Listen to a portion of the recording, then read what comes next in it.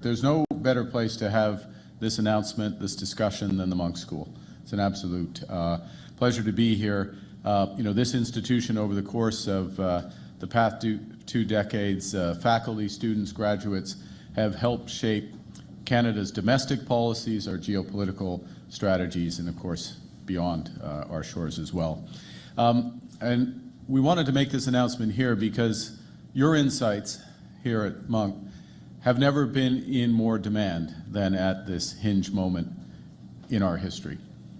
Threats from a more dangerous and divided world are unraveling the rules-based international order.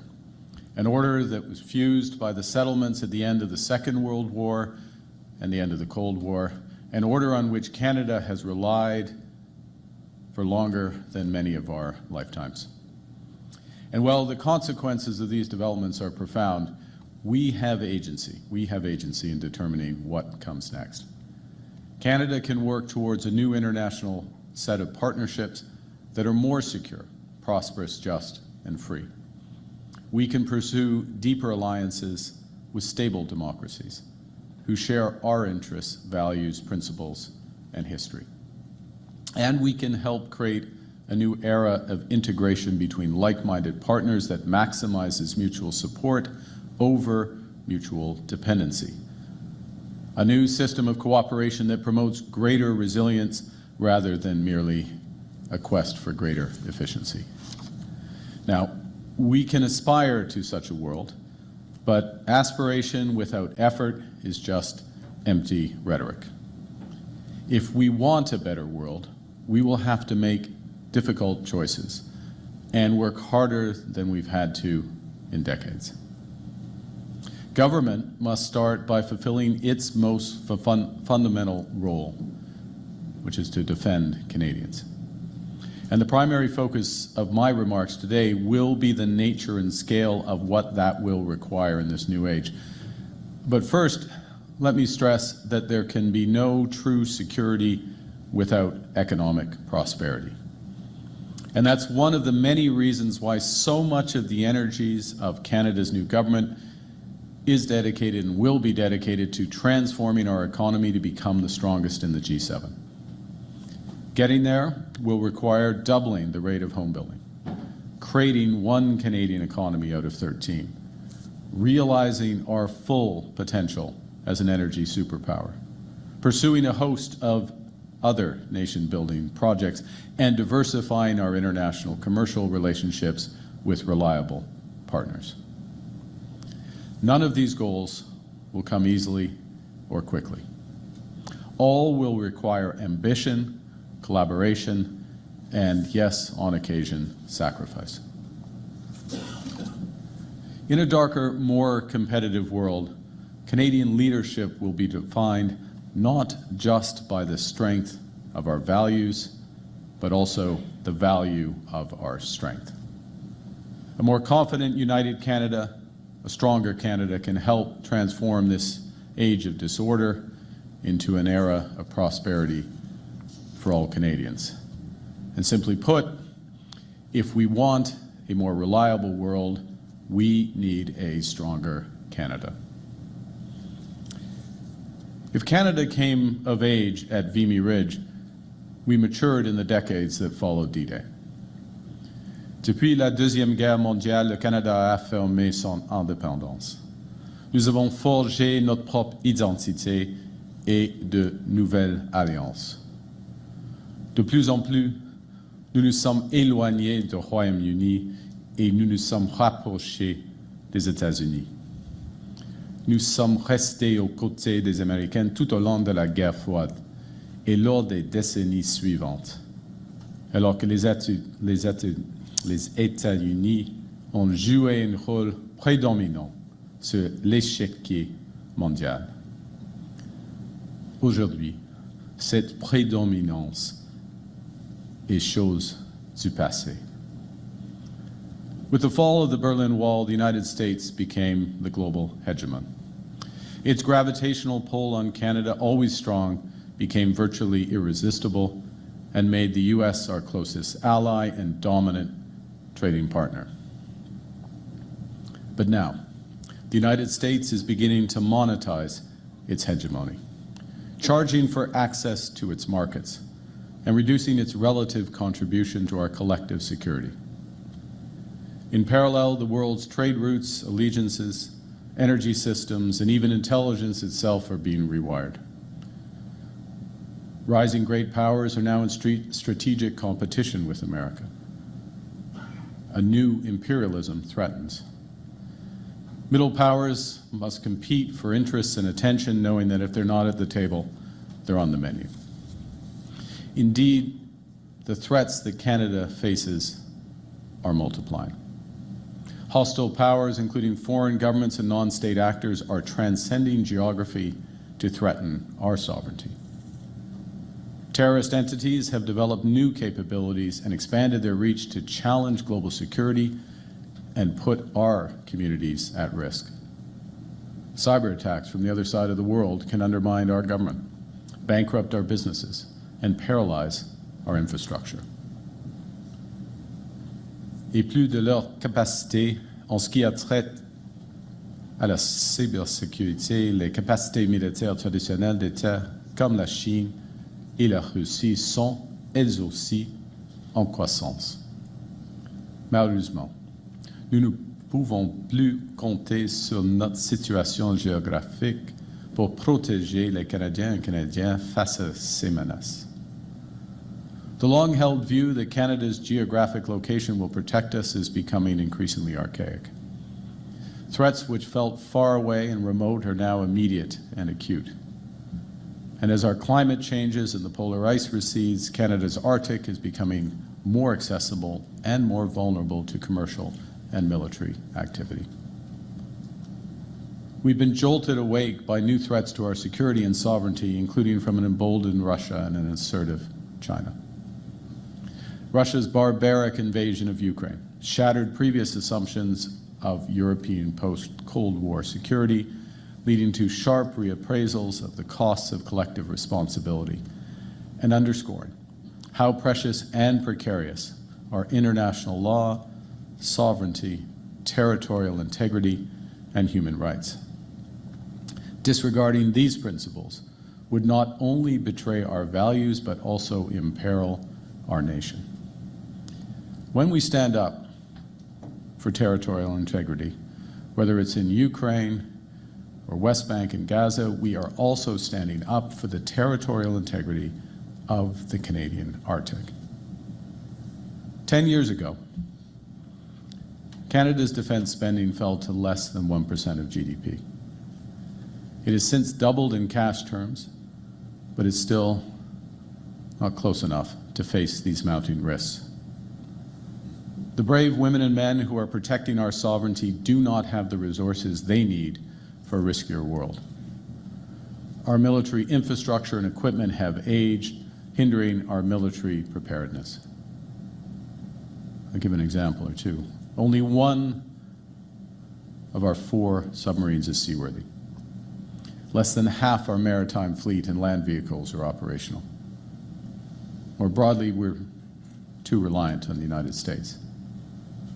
And so for all those reasons, I'm announcing today that Canada will achieve NATO's 2% of GDP target this year, half a decade ahead of schedule.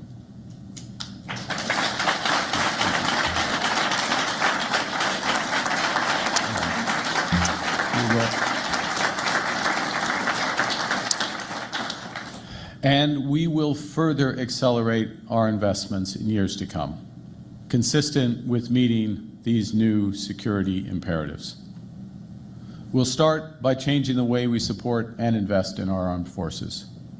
We will change the way we arm the men and women who serve, so we can fight on new battlegrounds in unfamiliar territory, so we can defend every inch of our sovereign territory, from seafloor to the Arctic to cyberspace, so we can protect Canadians, our interests, and our allies. Canada's new government will rebuild, reinvest, and rearm the Canadian Armed Forces with a strategy that rests on 4 pillars.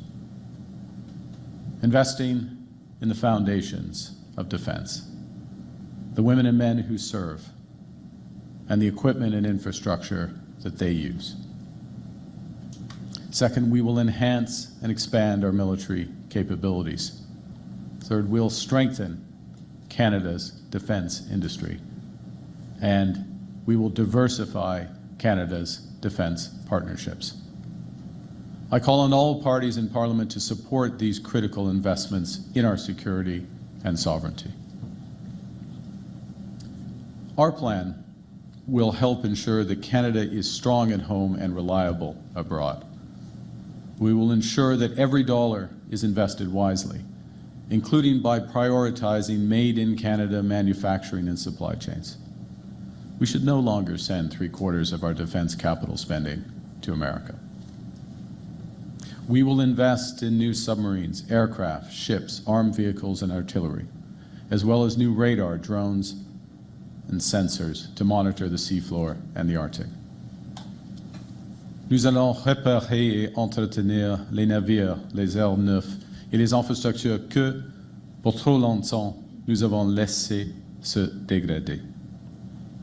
Nous allons investir dans les technologies satellites afin de détecter et prévenir les menaces pour le Canada ainsi que nos alliés. We will ensure Canada's north is protected with a larger, sustained, year-round Canadian Armed Forces presence on land, sea, and air. We will expand the reach, security mandate, and the abilities of the Canadian Coast Guard and integrate it into our NATO defense capabilities to better secure our sovereignty and expand maritime surveillance. As part of our new strategic approach to defense and security, we will also establish Borealis, the Bureau of Research, Engineering, and Advanced Leadership in Innovation and Science.